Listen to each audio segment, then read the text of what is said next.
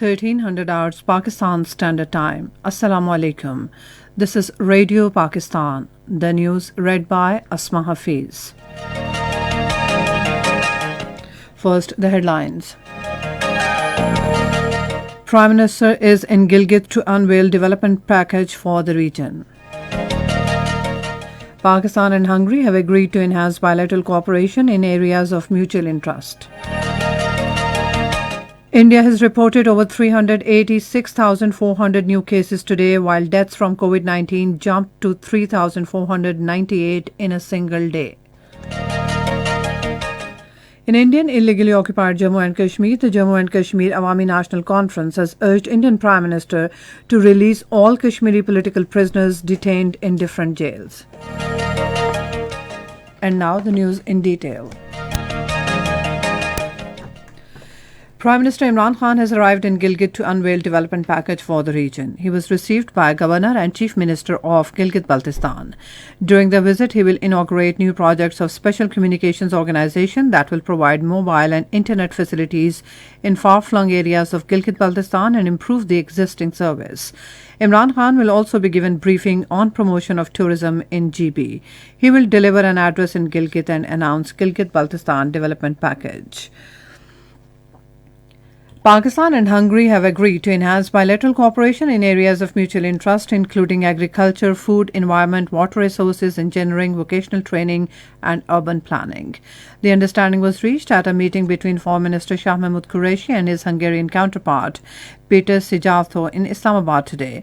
Shah Mahmood Qureshi said the incumbent PTI government has been focusing on geo-economic priorities. He said Pakistan will continue its reconciliatory efforts for peace and stability in the region, including Afghan peace process. The Foreign Minister of Hungary lauded Pakistan's efforts for peace in the region, including the peace process in Afghanistan. Chinese Ambassador Nong Grong called on Air Chief Marshal Zahir Ahmad Babar Sidhu in Islamabad today. The ambassador congratulated the Air Chief on assuming command of PAF and said that Pakistan Air Force would achieve new heights and glory under his inspirational leadership. Various matters of mutual interests and bilateral cooperation were also discussed in the meeting.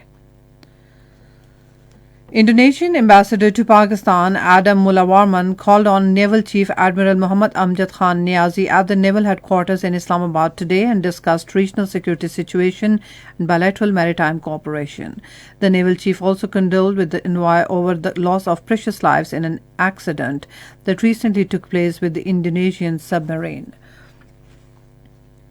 Pakistan has called for international cooperation on tax matters to help fund cross-border public goods and crisis-resilient health systems for pandemic recovery and achieving sustainable development.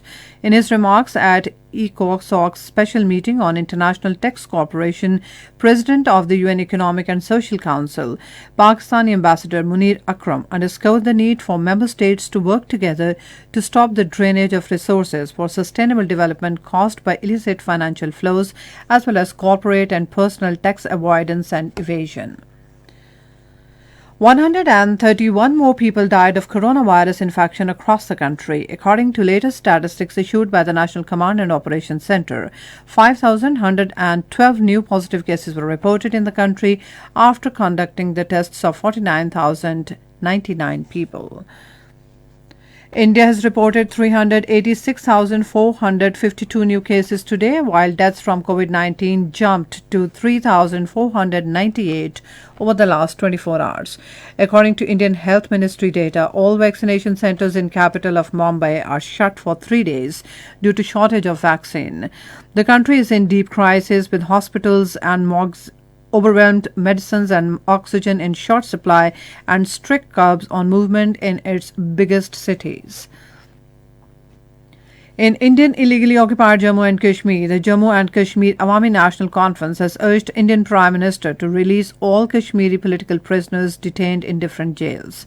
The ANC Vice President Muzaffar Shah, in a statement issued in Srinagar, said there is an all-out demand from the people of Kashmir and an appeal to the Prime Minister to order sending back political prisoners languishing in different jails in India back to Kashmir.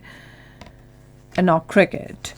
On the second day of first test match against Zimbabwe at Harare, Pakistan in the first innings were 109 for no loss a short while ago. Earlier, Zimbabwe in the first innings scored 176 runs all out. And that is the end of this news bulletin. For more news and analysis, log on to our website radio.gov.pk and also watch live video streaming of our bulletins on the link facebook.com/Radio Pakistan News Official.